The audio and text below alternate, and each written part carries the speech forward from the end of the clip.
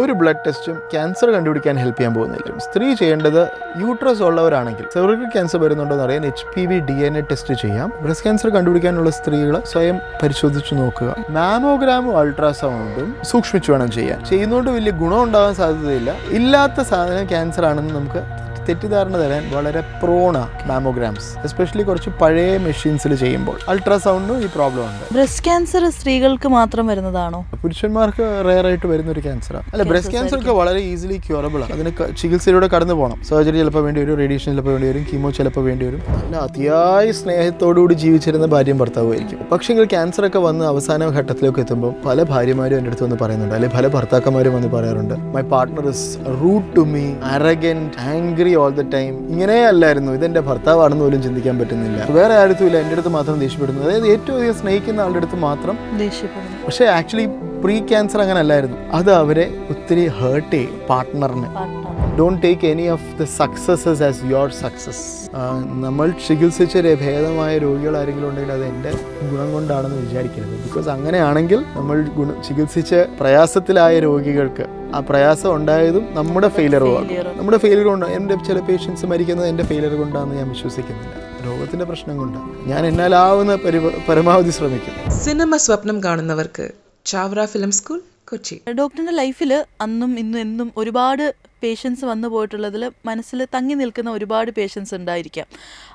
അപ്പോൾ അതിൽ തന്നെ ഡോക്ടറിൻ്റെ ലൈഫിനോടുള്ള പേഴ്സ്പെക്റ്റീവ്, ആ ഒരു ചിന്താഗതി ഒക്കെ മാറ്റാൻ സഹായിച്ചിട്ടുള്ള, അവരെ ഇൻറ്റൻഷനലി സഹായിച്ചതല്ലെങ്കിൽ പോലും അവരുടെ ഒരു ലൈഫ് കണ്ടിട്ട് പേഴ്സ്പെക്റ്റീവ് തന്നെ ചേഞ്ച് ആയി പോയിട്ടുള്ള ഒരു പേഷ്യൻ്റ് അല്ലെങ്കിൽ സ്റ്റോറി ഉണ്ടോ? Excellent question. കാരണം എന്നെ ഇൻഫ്ലുവൻസ് ചെയ്തിട്ടുള്ള ആളുകളല്ലേ ധാരാളം ആളുകൾ. ആക്ച്വലി എവറി സിംഗിൾ പേഷ്യൻ്റ് എന്നെ ഏതെങ്കിലും രീതിയിൽ ഇൻഫ്ലുവൻസ് ചെയ്യുന്നുണ്ട്. പക്ഷെങ്കിൽ ഒരു 3 സ്ത്രീകളാണ് എന്നെ എപ്പോഴും, അവരുടെ പിക്ചർ എൻ്റെ മനസ്സിൽ എപ്പോഴും കടന്നു വരുന്നത്. 3 പേരും ഒരു 35 വയസ്സിന് താഴെ, 35 വയസ്സിന് അടുപ്പിച്ച്. ഞാൻ ആക്ച്വലി അവരുടെ പേര് പറയാം, 3 പേരുടെയും പേര് പറയാം. ഒന്ന് Divya is very close to me. എന്നെ കേൾക്കുന്നുണ്ടോ ദിവ്യയുടെ husband? Very close to me. 2 Topu Sang, ഒരു ചൈനീസ് ഗേൾ. 3 നിക്കോളറ്റ പോപ്പ്, ഒരു റൊമേനിയൻ അമേരിക്കൻ. ഈ 3 പേരുടെ ഫോട്ടോ ഞാൻ ആക്ച്വലി അത് ഒരു കൊളാജ് പോലെ ആക്കി വെച്ചിട്ടുണ്ട്. ഈ 3 പേരും സ്ത്രീകളായിരുന്നു. 3 പേർക്കും ബ്രസ്റ്റ് ക്യാൻസർ ആയിരുന്നു. 3 പേരും എന്നെ ആത്മാർത്ഥമായി ഹൃദയം നിറഞ്ഞ് സ്നേഹിച്ച ആൾക്കാർ. 3 പേരും എന്നെ അതിയായി വിശ്വസിച്ചത്. 3 പേർക്കും സ്റ്റേജ് 4 ബ്രസ്റ്റ് ക്യാൻസറായി മരണപ്പെടുകയായിരുന്നു. പക്ഷേ ഈ 3 പേരുടെ ഒരു പ്രത്യേകത, അവർ 3 ജീവിച്ച ജീവിത duration of life they lived. ഇന്ന് നമ്മൾ പല ആൾക്കാരും 80-90 വയസ്സ് ജീവിച്ചതിനേക്കാളും ബെറ്ററായിട്ട്, ബെസ്റ്റായിട്ട് അവർ ജീവിച്ച ആ വർഷങ്ങൾ ജീവിച്ച് തീർത്തു എന്നുള്ളത്. Living life to the fullest എന്ന്, നമ്മൾ ജീവിക്കുന്നത് അതിൻ്റെ പൂർണ്ണതയിലേക്ക് ജീവിക്കുന്നത് എന്നുള്ളതിൻ്റെ ഒരു എക്സാമ്പിൾ ഈ 3 പേരിലൂടെ ഞാൻ കണ്ടു. അപ്പോൾ രോഗം വന്നാലും അവരുടെ attitude to life was unbelievable. അപ്പോൾ അതിലൂടെ ഞാൻ ഒത്തിരി പഠിച്ചു.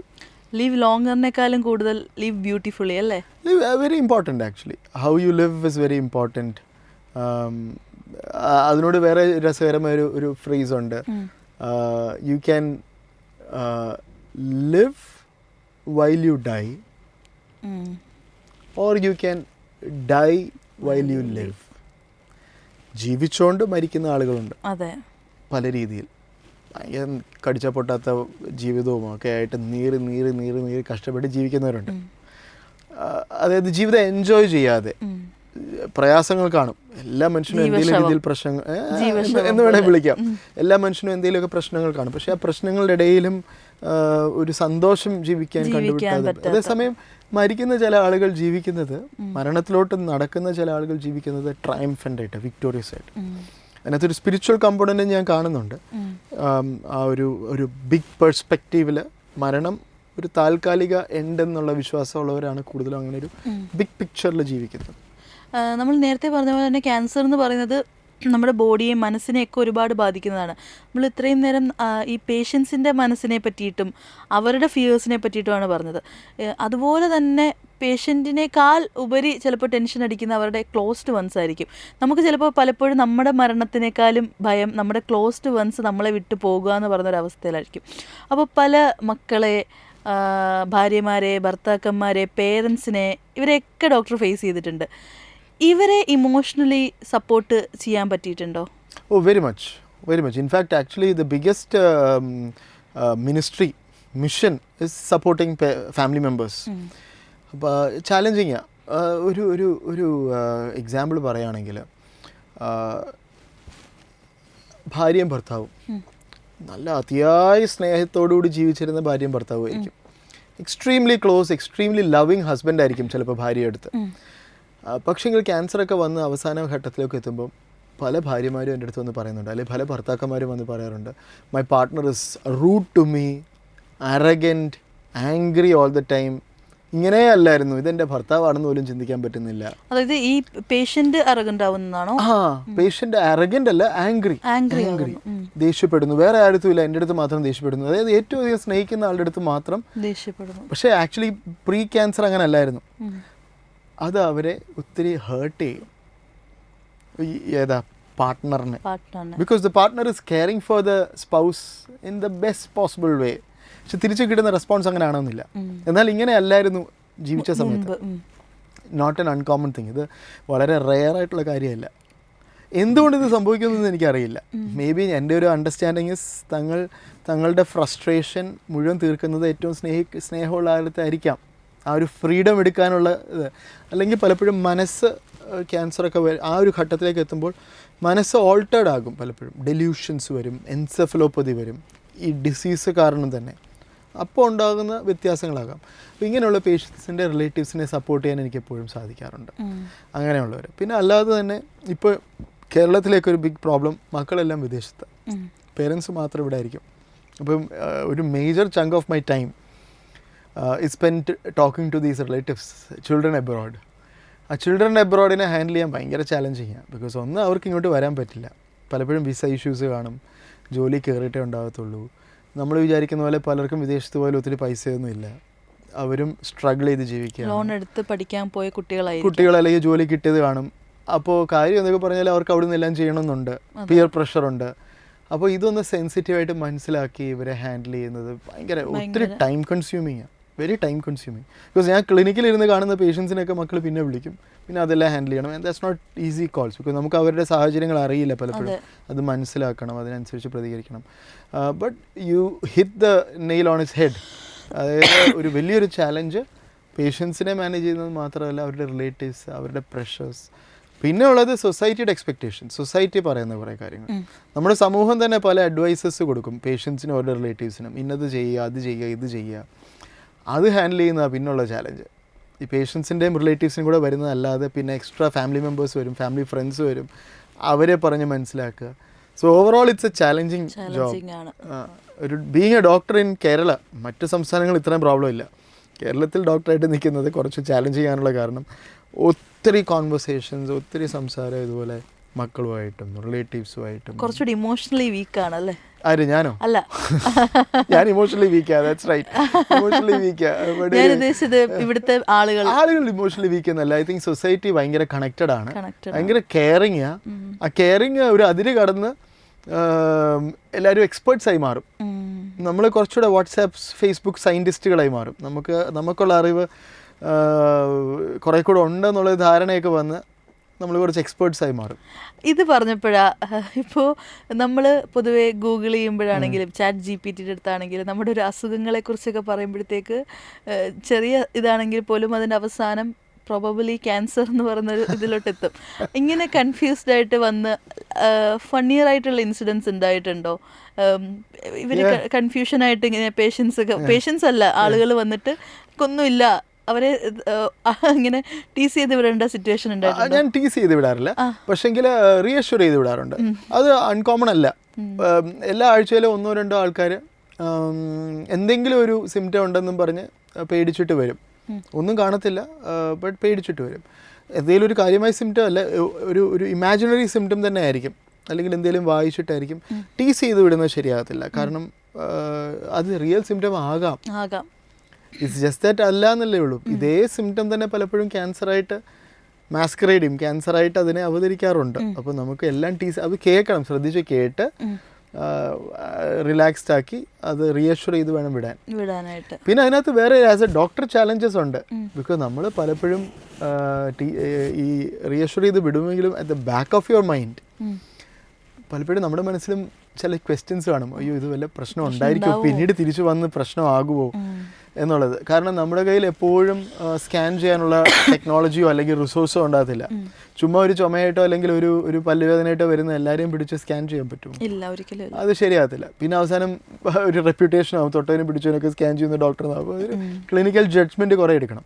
Clinical judgment is going to be very challenging ചില സമയത്ത്. അപ്പോൾ അതുകൊണ്ട് ഞാൻ ചില സമയത്ത് ചില പേഷ്യൻസിൻ്റെ അടുത്ത് ഇങ്ങനെയൊക്കെ വരുമ്പോൾ ഒരു ഫോളോ അപ്പ് പറയും, ഒരു മാസം കഴിഞ്ഞ് എന്നെ ഒന്ന് കാണുക എന്ന് പറയും. നമ്മളിപ്പോൾ ഈ സ്ത്രീകളിലാണെങ്കിൽ ഏറ്റവും കൂടുതൽ കണ്ടുവരുന്നത് സെർവിക്കൽ ക്യാൻസേഴ്സും ബ്രസ്റ്റ് ക്യാൻസർ. സെർവിക്കൽ ക്യാൻസറിന്റെ എണ്ണം വളരെ കുറവാണ്. ഏറ്റവും കൂടുതൽ ബ്രസ്റ്റ് ക്യാൻസേഴ്സും ബൈ ഫാർ. അതെ. അപ്പോൾ ഇവ രണ്ടും ആണെങ്കിലും നമ്മുടെ ഒരു നോർമൽ ഒരു സ്ത്രീ അവരുടെ ഒരു റെഗുലർ ചെക്കപ്സ് എങ്ങനെയാ നടത്തേണ്ടത്? മേ ബി സിംറ്റംസ് ഒന്നും ഉണ്ടാവില്ല. അപ്പോൾ എങ്ങനെയാ ഒരു വ്യക്തി, ഒരു സ്ത്രീയും ഒരു പുരുഷനും എങ്ങനെ റെഗുലർ ചെക്കപ്പ് നടത്തണം, എന്താണ് ബ്ലഡ് ടെസ്റ്റ് വല്ലതും ഉണ്ടോ എന്നല്ല ഈ ചോദ്യത്തിന് ഉദ്ദേശം. സ്ക്രീനിങ് എന്ത് ചെയ്യണം? സ്ക്രീനിങ് എന്ന് പറഞ്ഞാൽ നമ്മുടെ ശരീരത്തിൽ രോഗം വരുന്നതായിട്ട് ഒരു ലക്ഷണം ഉണ്ടാകുന്നതിന് മുൻപ് തന്നെ കണ്ടുപിടിക്കാൻ എന്തെങ്കിലും ടെസ്റ്റ് ഉണ്ടോ. അതായത് ലക്ഷണങ്ങൾ വന്നു, ബ്രസ്റ്റിൽ ഒരു മുഴ വന്നു, അത് സിംറ്റമായി ഒരു പേഷ്യൻറ്റിന് ഫീൽ ചെയ്യാൻ പറ്റി, അതുകൊണ്ടെങ്കിൽ വിട്ട് നിഗ്ലക്റ്റ് ചെയ്യരുത്, അവഗണിക്കരുത്, ഡോക്ടറിനെ പോയി കാണുക. പക്ഷേ ബ്രസ്റ്റിൽ മുഴയൊന്നുമില്ല, ഒരു സിംറ്റവും ഇല്ല, but want to figure out എനിക്ക് എന്തെങ്കിലും ഉള്ളിലുണ്ടോ എന്ന് ഫിഗർ ഔട്ട്, അതിന് ടെസ്റ്റ് എന്തെങ്കിലും ഉണ്ടോ. ബ്ലഡ് ടെസ്റ്റ് ഒന്നുമില്ല, ഒരു ബ്ലഡ് ടെസ്റ്റും ക്യാൻസർ കണ്ടുപിടിക്കാൻ ഹെൽപ്പ് ചെയ്യാൻ പോകുന്നില്ല. പൊതുവെ ഇപ്പോൾ ഒരു 10 വർഷം കഴിഞ്ഞുള്ള ടെക്നോളജി മാറും, ഇപ്പം തന്നെ അതിനെപ്പറ്റി ധാരാളം സ്റ്റഡീസ് നടക്കുന്നുണ്ട്. ഒരു സ്ത്രീ എന്ത് ചെയ്യാൻ പറ്റും? സ്ത്രീ ചെയ്യേണ്ടത്, യൂട്രസ് ഉള്ളവരാണെങ്കിൽ സെർവിക്കൽ ക്യാൻസർ, ഗർഭാശയ മുഖ ക്യാൻസർ, സെർവിക്കൽ ക്യാൻസർ വരുന്നുണ്ടോ എന്ന് അറിയാൻ HPV DNA ടെസ്റ്റ് ചെയ്യാം. പാപ്സ്മിയർ അല്ലെങ്കിൽ HPV DNA ടെസ്റ്റ് ചെയ്യാം. പാപ്സ്മിയർ എന്ന് പറഞ്ഞാൽ ഒരു 3 വർഷത്തിലൊരിക്കൽ ചെയ്യുന്ന ഗൈനക്കോളജിസ്റ്റ് ചെയ്യുന്ന ടെസ്റ്റ്. അപ്പോൾ അത് ചെയ്ത് കഴിഞ്ഞാൽ സെർവിക്കൽ ക്യാൻസർ വരാൻ സാധ്യതയുണ്ടോ എന്ന് നമുക്ക് ഫിഗർ ഔട്ട് ചെയ്യാൻ പറ്റും. ബ്രസ്റ്റ് ക്യാൻസർ ആണ് കോമൺ ആയിട്ടുള്ളൊരു ക്യാൻസർ. ബ്രസ്റ്റ് ക്യാൻസർ കണ്ടുപിടിക്കാനുള്ള സ്ത്രീകൾ സെൽഫ് ബ്രസ്റ്റ് എക്സാം, സ്വയം പരിശോധിച്ച് നോക്കുക സ്ഥലങ്ങൾ. എന്തെങ്കിലും, എല്ലാ സ്ത്രീകളും സ്വന്തം ശരീരത്തെ പറ്റി നല്ല അവബോധം ഉണ്ടാകണം. അപ്പോൾ എന്തെങ്കിലും പുതിയ മുഴയോ നിപ്പിൾ എന്തെങ്കിലും ഷേപ്പിന് മാറ്റുകയോ അല്ലെങ്കിൽ സൈസിന് മാറ്റുകയോ അല്ലെങ്കിൽ അകത്തേക്ക് ഉൾവലിക്കുകയോ അല്ലെങ്കിൽ ഡിസ്ചാർജോ അങ്ങനെ എന്തെങ്കിലും ഉണ്ടെങ്കിൽ താമസമില്ലാതെ ഡോക്ടേഴ്സിനെ കാണണം. മാമോഗ്രാമും അൾട്രാസൗണ്ടും സൂക്ഷ്മിച്ച് വേണം ചെയ്യാൻ. ചെയ്യുന്നതുകൊണ്ട് തെറ്റില്ല.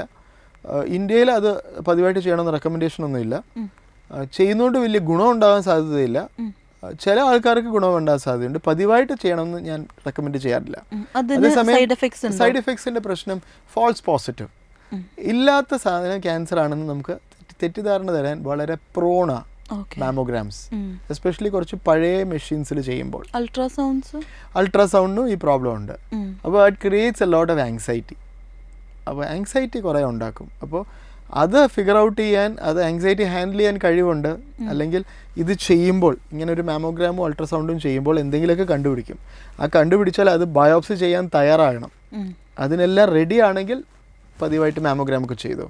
ഇതൊന്നും താല്പര്യമില്ല, എന്തെങ്കിലും ഉണ്ടെങ്കിൽ കണ്ടുപിടിക്കാനെന്നാണെങ്കിൽ ഏറ്റവും ബെസ്റ്റ് സെൽഫ് ബ്രസ്റ്റ് എക്സാം, സ്വയം പരിശോധിച്ച് നോക്കുക എന്നുള്ളത്.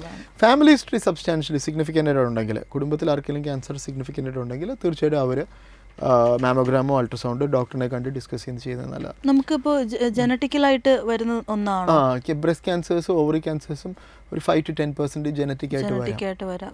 അപ്പോൾ അങ്ങനെയുള്ളവർ പാരമ്പര്യമായിട്ട് പല ജനറേഷൻസിലെ ക്യാൻസർ ഉണ്ടെങ്കിൽ അവർ അതൊന്ന് ഡിസ്കസ് ചെയ്ത് ബ്ലഡ് ടെസ്റ്റ് ഒക്കെ ചെയ്ത് നോക്കണം. പുരുഷന്മാർ ചെയ്യേണ്ടത്, പ്രത്യേകിച്ചും പുകവലി ഉപയോഗിക്കുന്നവരാണെങ്കിൽ, സ്ത്രീകൾ പുകവലി ഉപയോഗിക്കുന്നവരാണെങ്കിൽ ഓറൽ എക്സാമിനേഷൻ ഇടയ്ക്ക് ചെയ്യണം. ENT കണ്ടോ അല്ലെങ്കിൽ ഡെന്റൽ സർജനെ കണ്ടിട്ട് ഓറൽ എക്സാം. വായിക്കാത്ത എന്തെങ്കിലും മാറ്റങ്ങളുണ്ട് അല്ലെങ്കിൽ ഹീൽ ചെയ്യാത്ത അൾസർ ഉണ്ടെങ്കിൽ ഒട്ടും താമസിക്കാതെ തന്നെ ഡോക്ടറിനെ കാണണം. രണ്ടു കൂട്ടരും, പുരുഷന്മാരും സ്ത്രീകളും. പുരുഷന്മാർ മോർ ഇമ്പോർട്ടൻ്റ്ലി കൊളോണോസ്കോപ്പി പരിശോധന അല്ലെങ്കിൽ കോളൺ ക്യാൻസർ സ്ക്രീനിങ്, വൻകുടലിൽ ക്യാൻസർ ഉണ്ടോ എന്ന് സ്ക്രീൻ ചെയ്ത് കണ്ടുപിടിക്കേണ്ടത് വളരെ ഇമ്പോർട്ടൻ്റ്, കൊളോണോസ്കോപ്പി.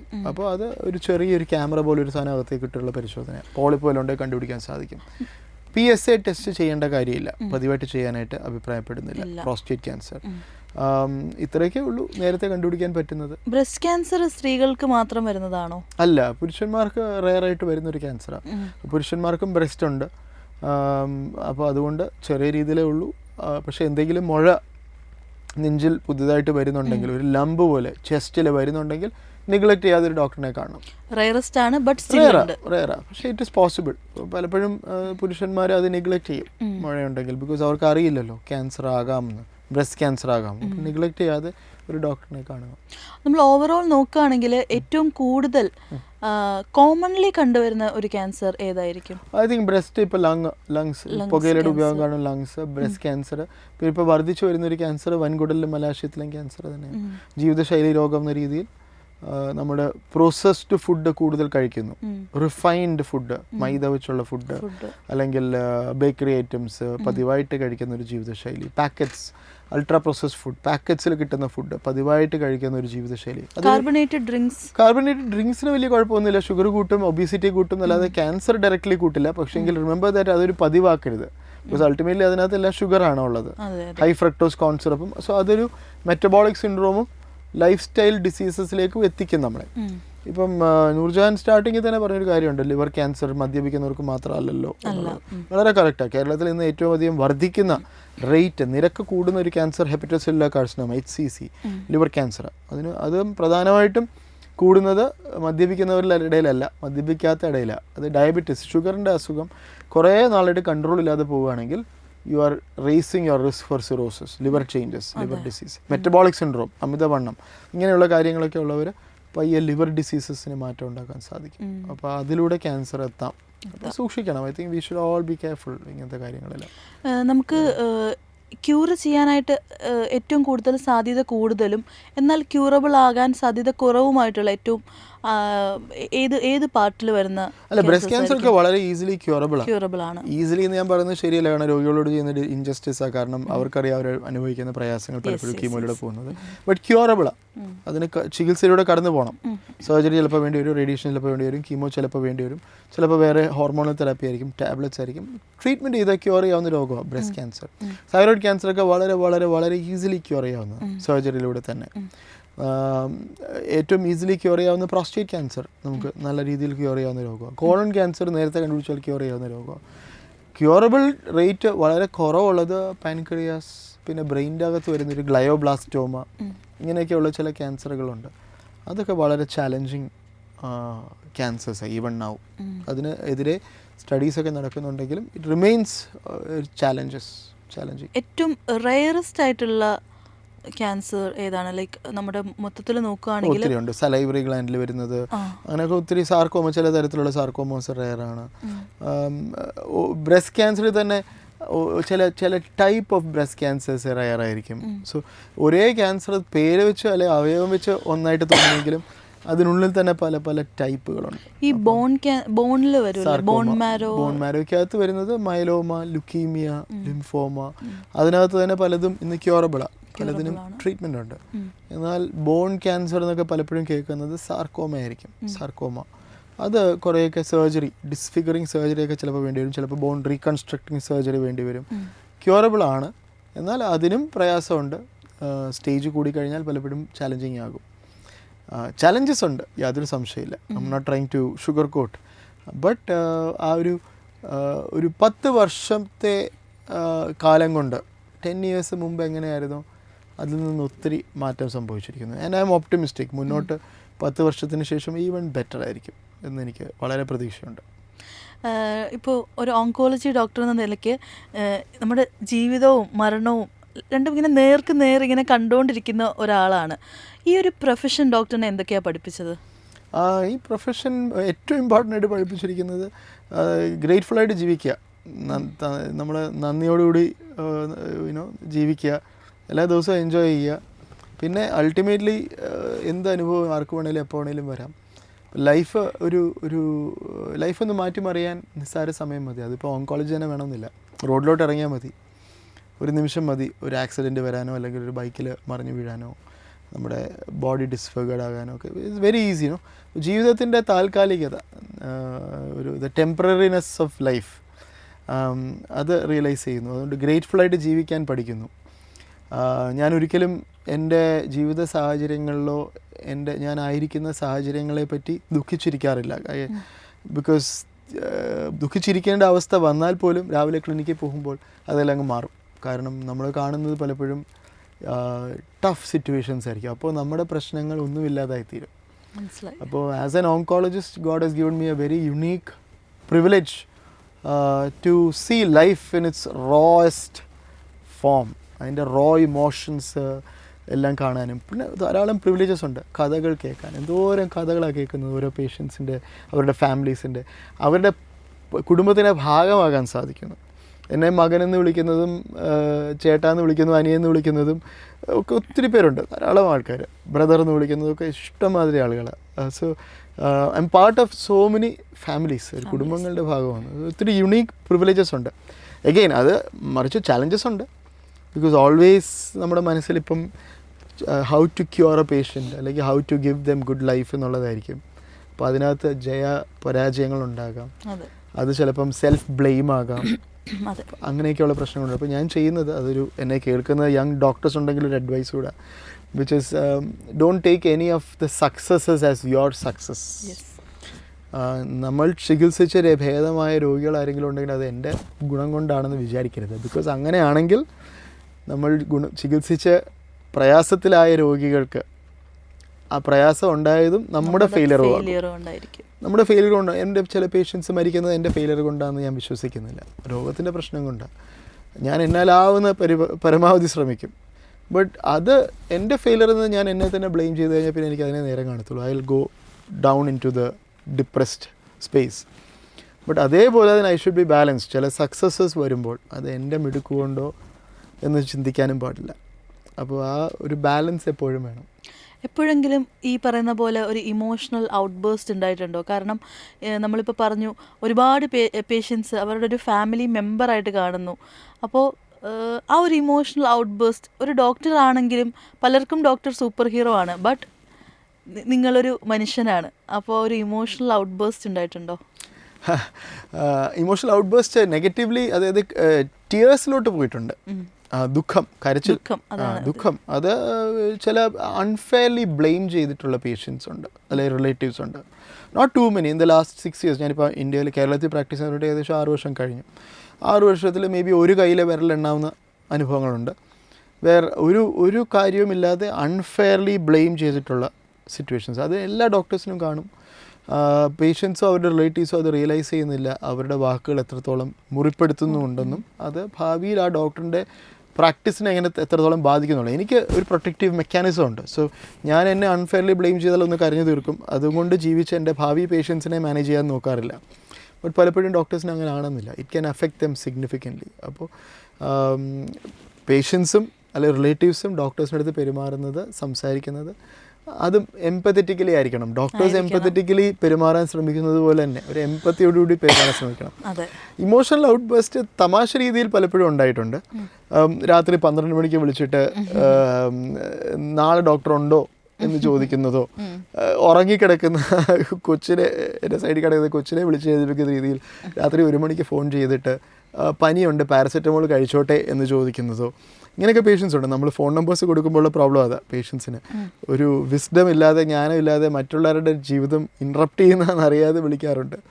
അതും ചിലപ്പോൾ ഈ കഴിഞ്ഞ ദിവസം വന്നൊരു കോള് വേറൊരു ഡോക്ടറിൻ്റെ പേഷ്യൻ്റാണ്. എന്നെ അറിയുകയില്ല, ഒരു പരിചയമില്ല.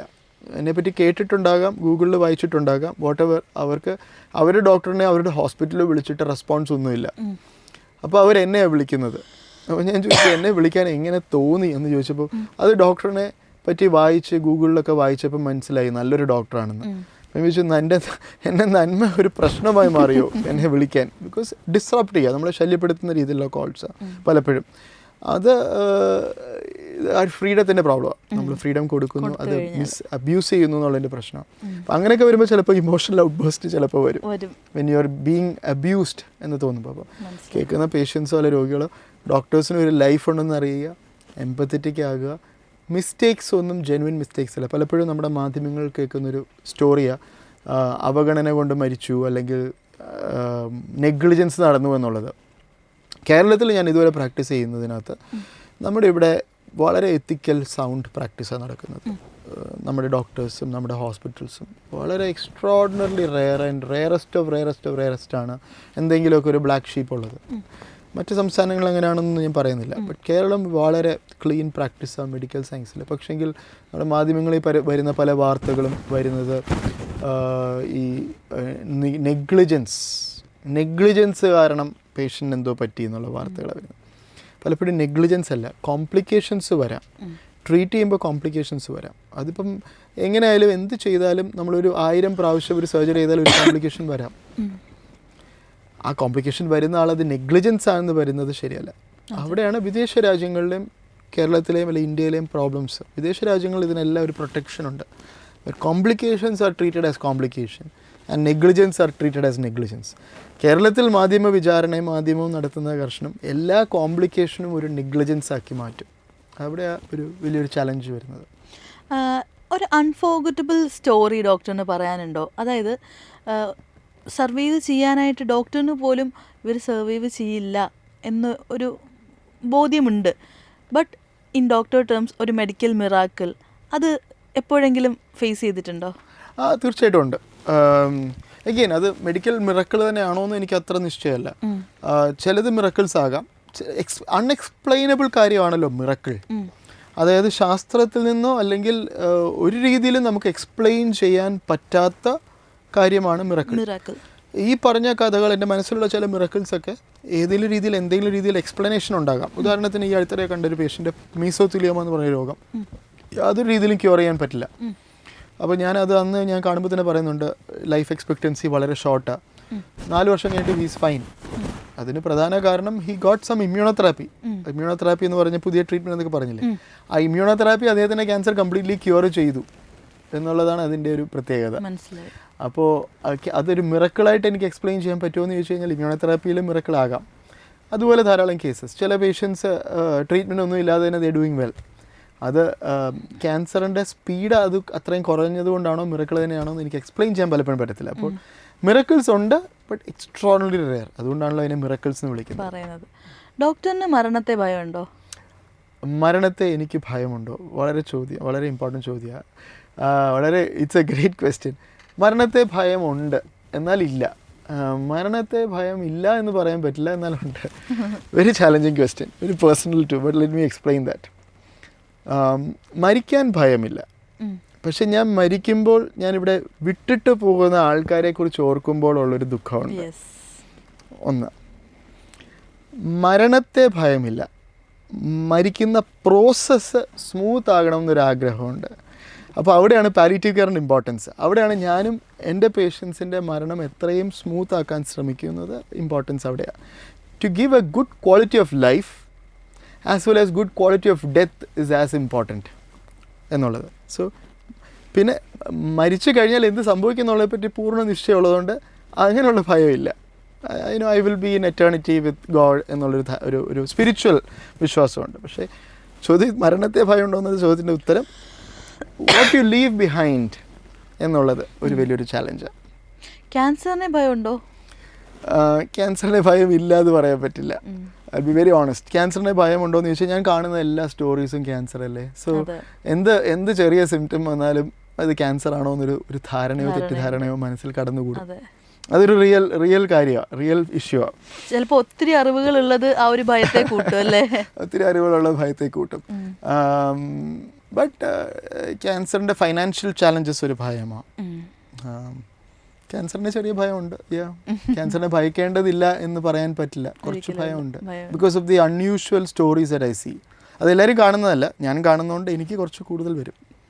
ഞാനെന്ന് പറയുന്നത് ഞാൻ റെപ്രസെൻ്റ് ചെയ്യുന്ന ഗ്രൂപ്പ് ഓഫ് ഡോക്ടേഴ്സ്, ഓങ്കോളജിസ്റ്റുകൾ. അതെ, നമ്മളെല്ലാവരും കേട്ടിട്ടുള്ളതാണ്. നമുക്ക് എപ്പോഴെങ്കിലും ലൈഫിൽ നമ്മളെന്തോ വലിയ സംഭവമാണെന്നോ അല്ലെങ്കിൽ നമ്മൾ സ്വന്തമായിട്ട് നമ്മൾ അഹങ്കരിക്കുന്ന ഒരു സിറ്റുവേഷൻ ഉണ്ടെങ്കിൽ പലരും പറഞ്ഞു കേൾക്കാറുണ്ട്, ഒരു തവണ RCC പോയി എന്ന് കണ്ടാൽ മതി.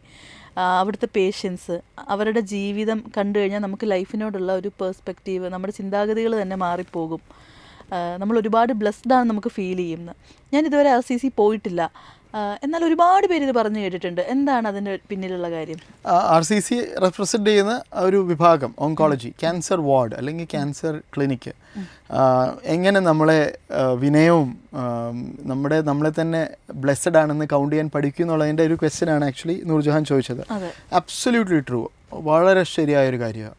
പല ആളുകളും ജീവിതത്തിൽ കുറച്ച് ഡയറക്ഷൻലെസ് ആയിട്ട് പോകുന്ന ആളുകൾ എൻ്റെ ക്ലിനിക്ക് വന്ന് എൻ്റെ കൂടെ ഇരുന്നതിന് ശേഷം അവർക്ക് അവരുടെ ജീവിതത്തിൽ തന്നെ ഒരു ക്ലാരിറ്റി ഉണ്ടായിട്ടുണ്ട്. അപ്പോൾ ഞാൻ എല്ലാവരെയും ചലഞ്ച് ചെയ്യുന്നൊരു കാര്യം ഇതാണ്, you want to live your life, you want to അവർ ഡയറക്ഷൻലെസ് ആയിട്ട് പോകുന്നത്, just come shadow me for a day, എൻ്റെ കൂടെ ഒരു ദിവസം നടക്കുക എന്നുള്ളത് ഞാൻ പറയാറുണ്ട്. ബിക്കോസ് ശരിക്കും എത്ര ബ്ലെസ്ഡ് ആണെന്നുള്ളത് നമ്മൾ റിയലൈസ് ചെയ്യും. രോഗത്തിൽ കൂടെ കടന്നു, അതിപ്പോൾ ക്യാൻസർ തന്നെ വേണമെന്നില്ല, ചില തരത്തിലുള്ള റുമറ്റോളജിക്കലി ചില അസുഖങ്ങളുണ്ട്, ന്യൂറോളജിക്കൽ അസുഖമുണ്ട്.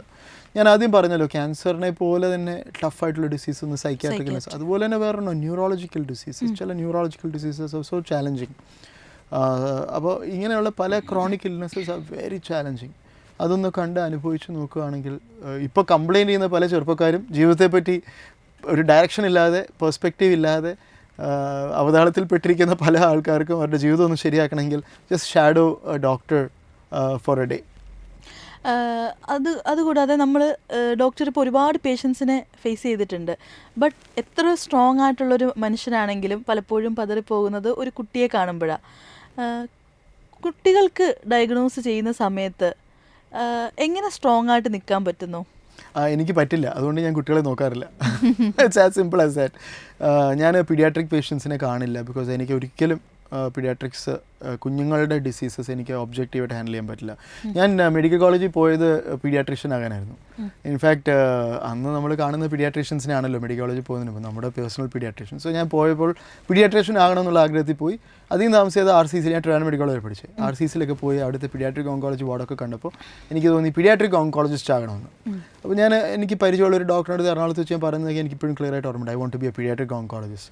എനിവേ അധികം താമസിയാതെ പീഡിയാട്രിക് പോസ്റ്റിംഗ് സ്റ്റാർട്ട് ചെയ്തു. ഞങ്ങൾ മെഡിക്കൽ കോളേജിൽ പഠിക്കുമ്പം പീഡിയാട്രിക് പോസ്റ്റിംഗ് സ്റ്റാർട്ട് ചെയ്തപ്പോൾ ഐ റിയലൈസ്ഡ് ഈ പിള്ളേർ കുഞ്ഞുങ്ങൾ കരയുന്നത് കാണുമ്പോൾ എനിക്ക് ഹാൻഡിൽ ചെയ്യാൻ പറ്റുന്നില്ല. അവർക്കൊരു ക്യാനിൽ ഇടുമ്പോഴേ എൻ്റെ പകുതി ജീവൻ പോകും. അപ്പോൾ I realise I can never be A doctor who takes care of children. I think paediatric കുഞ്ഞുങ്ങളെ ട്രീറ്റ് ചെയ്യുന്ന ഡോക്ടേഴ്സിന് ഒരു സ്പെഷ്യൽ ഒരു ഏഞ്ചലിൻ്റെ ഒരു മാലാഖയുടെ മറ്റേ ചിറകൊക്കെ കൊടുക്കണമെന്ന് എനിക്ക് തോന്നുന്നു. സ്ട്രോങ് ആവണം. I think so. I can handle it. ഒരു ലോങ് ഒരു ഹെക്റ്റിക് ഡേ, ഡോക്ടറിൻ്റെ ലൈഫിൽ ഒരു ഹെക്റ്റിക് ആയിട്ടുള്ളൊരു ഡേ കഴിഞ്ഞിട്ട് തിരിച്ച് വീട്ടിൽ പോകുമ്പോൾ ജസ്റ്റ് ഇമാജിൻ കണ്ണാടിയിൽ നോക്കുക, മിററിൽ നോക്കുമ്പോൾ കാണുന്നത് ഒരു സ്ട്രോങ് ഡോക്ടറിനെയാണോ അതോ ഒരു ടയേർഡ് ഹ്യൂമൻ ബീങ്ങിനെയാണോ? രണ്ടുമുണ്ട്. ആക്ച്വലി ഐ കൺസിഡർ മൈസെൽഫ് ഒരു emotionally high EQ. Emotional quotient high ആണ് എൻ്റെ, എംപതി കോഷ്യൻ്റ് ഹൈ ആണ്. അതുകൊണ്ട് ഞാൻ ഒരു സ്ട്രോങ് ഡോക്ടറിനെ കാണുന്നുണ്ട് who can support his patients. Weak human ബീയിങ്ങിനെ കാണുന്നുണ്ട് who can make mistakes any time on self dependency. അപ്പോൾ ഞാൻ കാണുന്നത് ഒരു സ്ട്രോങ് ഡോക്ടറിനെയും ഒരു വീക്ക് ഹ്യൂമൻ ബീയിങ്ങിനെ.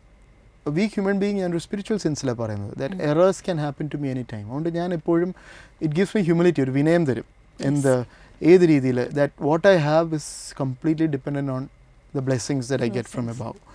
അപ്പോൾ ഞാനൊരു വെസലാണെന്ന് എനിക്ക് പൂർണ്ണ ബോധ്യമുണ്ട്, നമ്മൾ ഈ പോർ ഔട്ട് ചെയ്യുന്ന vessel. So I am just being a vessel for God to pour out blessing and healing to people. ആ ഒരു വീക്ക്നെസ്, ആ വെസലിൻ്റെ എന്ത് വീക്ക്നെസ് ഉണ്ടോ ആ വീക്ക്നെസ് എനിക്കുണ്ട്. But at the same time ആ വെസൽ ഹോൾഡ് ചെയ്യുന്ന ആൾ സ്ട്രോങ് ആയിട്ട് ഹോൾഡ് ചെയ്യുന്നുണ്ട് വെസലിനെ. So strong doctor but weak vessel, weak human being. So അത് എപ്പോഴും റിയലൈസ് ചെയ്യുന്നത്, അത് എൻഡ് ഓഫ് ദ ഡേ അല്ല രാവിലെ ആണെങ്കിലും റിയലൈസ് ചെയ്യുന്ന ഒരു കാര്യം, അതിന് മാറ്റമൊന്നുമില്ല. സയൻസ് ആൻഡ് ഗോഡ് എന്താ പറയാനുള്ളത്? Absolutely, science explains God. ദൈവത്തെ മനസ്സിലാക്കണമെങ്കിൽ ശാസ്ത്രം നല്ലോണം പഠിച്ചാൽ മതി. ദൈവം എന്നുള്ളൊരു കോൺസെപ്റ്റ് ഒരിക്കലും നമ്മുടെ മുമ്പിൽ ദൈവം ഒന്ന് മുമ്പ് നിൽക്കില്ല, അതൊരിക്കലും വരില്ല. അങ്ങനെയാണെങ്കിൽ വളരെ സിമ്പിൾ അല്ല, എല്ലാവരും ദൈവവിശ്വാസികളാകില്ല. ദൈവം കുറച്ച് പേരെ നിയമിച്ചിട്ടുണ്ടായിരിക്കാം എന്നും എനിക്ക് തോന്നുന്നില്ല, അതൊന്നും എനിക്കറിയില്ല. പക്ഷേങ്കിൽ സയൻസ് എക്സ്പ്ലെയിൻസ് ഗോഡ്. ശാസ്ത്രത്തിലൂടെ നമുക്ക് ദൈവത്തെ കാണാൻ സാധിക്കും. ദൈവം ഉണ്ടോ ഇല്ലയോ എന്നുള്ളൊരു ചോദ്യം എപ്പോഴും ശാസ്ത്രജ്ഞന്മാരും ഫിലോസഫേഴ്സും ഡിസ്കസ് ചെയ്യുന്നൊരു കാര്യമാണ്. ലോകത്തിൽ തന്നെ ഏറ്റവും പ്രശസ്തനായ ശാസ്ത്രജ്ഞൻ, സയൻറ്റിസ്റ്റ്, ലോകത്തിൽ തന്നെ 5 ടോപ്പ് 5 മോസ്റ്റ് ഇൻഫ്ലുവൻഷ്യൽ സയൻറ്റിസ്റ്റ് ആരാന്ന് ചോദിച്ചു കഴിഞ്ഞാൽ ഫ്രാൻസിസ് കോളിൻസ് എന്ന് പറയും. ഫ്രാൻസിസ് കോളിൻസ് അമേരിക്കയിലെ നാഷണൽ ഇൻസ്റ്റിറ്റ്യൂട്ട് ഓഫ് ഹെൽത്തിൻ്റെ ഡയറക്ടറായിരുന്നു 10 ദീർഘവർഷങ്ങൾ. ഹ്യൂമൻ ജീനോം പ്രൊജക്റ്റ്, ഈ നമ്മുടെ ജനിതക ഘടനയെ കണ്ടുപിടിച്ചതിൻ്റെ ലീഡർഷിപ്പ് അദ്ദേഹത്തിനായിരുന്നു. അദ്ദേഹം എഴുതിയൊരു പുസ്തകമുണ്ട്, ഹൗ ഐ മെറ്റ് ഗോഡ് എന്ന്. അതിൻ്റെ പേര് ഞാൻ അത്ര ക്ലിയർ ആയിട്ട് ഓർക്കുന്നില്ല, ബട്ട് ഫ്രാൻസിസ് കോളിൻസിൻ്റെ ഒരു പുസ്തകമുണ്ട്. ഫ്രാൻസിസ് കോളിൻസ് ദൈവത്തെ കണ്ടെത്തിയത് ഒരു നിരീശ്വരവാദിയായിരുന്നു. എന്നാൽ DNA കൂടുതലായിട്ട് പഠിക്കുന്നതിലൂടെയും സയൻസ് കൂടുതൽ പഠിക്കുന്നതിലൂടെയും he figured out that there is a God. അപ്പോൾ പലപ്പോഴും സയൻറ്റിസ്റ്റുകൾ ദൈവവിശ്വാസികളാകില്ല എന്നുള്ളതൊക്കെ ചുമ്മാതാണ്. ബിക്കോസ് അവരും അവരുടേതായിട്ടുള്ള ആ ഒരു ഒബ്ജക്റ്റിവിറ്റി ഇല്ലാതെ ബയസസിലൂടെ സംസാരിക്കുന്നുണ്ട്. ഒരു ബയസും ഇല്ലാതെ ഒബ്ജക്റ്റീവായിട്ട് ശാസ്ത്രത്തിൻ്റെ എവിഡൻസ് നോക്കുകയാണെങ്കിൽ സയൻസ് പോയിൻറ്റ്സ് ടു ഗോഡ്. നമ്മൾ ഒരുപാട് ലൈഫ് സ്റ്റൈൽസിനെ കുറിച്ചിട്ടും എല്ലാം പറഞ്ഞു. ക്യാൻസർ കംപ്ലീറ്റ്ലി നമുക്ക് ഉണ്ടാകാതിരിക്കാനൊന്നും പറ്റില്ല, ബട്ട് സ്റ്റിൽ അതിനെ കൺട്രോൾ ചെയ്യാൻ പറ്റുന്ന ഒരു ഹെൽത്തി ലൈഫ് സ്റ്റൈൽ. എല്ലാവരും ഒരുപോലെ ജീവിക്കാൻ പറ്റില്ല, ബട്ട് ഒരു നല്ലൊരു റുട്ടീൻ എന്തായിരിക്കും? ക്യാൻസറിൻ്റെ റിസ്ക് കുറയ്ക്കാൻ ഒരാൾക്ക് എന്ത് ചെയ്യാൻ സാധിക്കും എന്നുള്ളത്, ഒരു ചെറുപ്പക്കാരനോ അല്ലെങ്കിൽ ചെറുപ്പക്കാർക്ക് എന്ത് ചെയ്യാൻ സാധിക്കും? ഐ തിങ്ക് ഒന്നാമത്തെ കാര്യം രാവിലെ എഴുന്നേറ്റ് സമീകൃത ആഹാരം ബ്രേക്ക്ഫാസ്റ്റ് കഴിക്കുക, കഴിയുന്നിടത്തോളം കുറച്ച് പ്രോട്ടീൻ കഴിക്കുക, മുട്ട കഴിക്കുക, പ്രോട്ടീൻ കഴിക്കുക, കാർബോഹൈഡ്രേറ്റ്സ് കുറയ്ക്കുക, പ്രോസസ്ഡ് ഫുഡ്, അൾട്രാ പ്രോസസ് പാക്കറ്റിൽ കിട്ടുന്ന ഫുഡ് ഒഴിവാക്കുക, സ്ട്രെസ്സ് കഴിയുന്നിടത്തോളം കുറയ്ക്കുക, എക്സസൈസ് ചെയ്യുക. എക്സസൈസ് എന്ന് പറഞ്ഞാൽ ഒരാഴ്ചയിൽ ഒരു 3-4 ദിവസമെങ്കിലും ഒന്ന് ജിമ്മിൽ പോയിട്ടോ അല്ലെങ്കിൽ നടക്കുകയോ ഓടുകയോ എന്തെങ്കിലും ചെയ്യുക. ഐഡിയലി കുറച്ച് വെയിറ്റ് ട്രെയിനിങ് ഹെൽപ്ഫുള്ളാണ്. വെയ്റ്റ്സ് ഒക്കെ വെച്ചുള്ള എക്സസൈസ് ഹെൽപ്ഫുള്ളാണ്. വെറുതെ എറോബിക്സ് മാത്രമല്ല, കുറച്ച് strength training important. Diet better ആക്കുക, സമീകൃതമായിട്ട് സമയത്തിന് ആഹാരം കഴിക്കുക. ഈ പലതൊന്നും ഞാൻ ചെയ്യാറില്ല ജോലി തിരക്ക് കാരണം, ബട്ട് സ്ട്രെസ്സ് കുറയ്ക്കുക, കാർബോഹൈഡ്രേറ്റ്സ് കുറയ്ക്കുക, പ്രോട്ടീൻ കൂട്ടുക, സ്മോക്കിംഗ് ഇല്ല, no smoking, no alcohol, very less fast food, very less processed food. ഒന്നും ഒഴിവാക്കണ്ടെന്ന് ഞാൻ പറയുന്നില്ല, കഴിക്കുന്നതൊക്കെ അളവ് വളരെ കുറയ്ക്കുക എന്നുള്ളത്. Sleep routine important. ഒരു 6 hours സ്ലീപ്പ് എസെൻഷ്യലാണ്. അത് നമുക്ക് ഒരു ദിവസം കറക്റ്റ് നൈറ്റ് ഈ പറയുന്ന പോലെ 10 to 6 അത് തന്നെ വേണം. 10 to 6 അല്ല, നൈറ്റ് ടൈം സ്ലീപ്പ് ഇമ്പോർട്ടൻ്റ്. ഈ നൈറ്റ് ടൈം അതുകൊണ്ട് ഈ നൈറ്റ് ഡ്യൂട്ടി എടുക്കുന്നവരുടെ ലൈഫ് ഇച്ചിരി ചാലഞ്ചിങ് ആണ്. കാരണം നമ്മുടെ ബോഡിക്ക് ഒരു ക്ലോക്ക് ഉണ്ടല്ലോ, ബയോളജിക്കൽ ക്ലോക്ക്, സിർക്കേഡിയൻ റിതം, അതിനെ ഓൾട്ടർ ചെയ്യല്ലേ. ആ സിർക്കേഡിയൻ റിതം ഓൾട്ടർ ചെയ്യുന്നത് ആക്ച്വലി ലോങ് ടൈം ഇല്ല എഫക്ട്സ് ഉണ്ട് എന്നുള്ളതിൽ യാതൊരു സംശയമില്ല. അപ്പോൾ നൈറ്റ് ഡ്യൂട്ടി ചെയ്യുന്ന ആൾക്കാരൊക്കെ കുറച്ച് സാക്രിഫിഷ്യലി ആണ് അവർ ചെയ്യുന്നത്.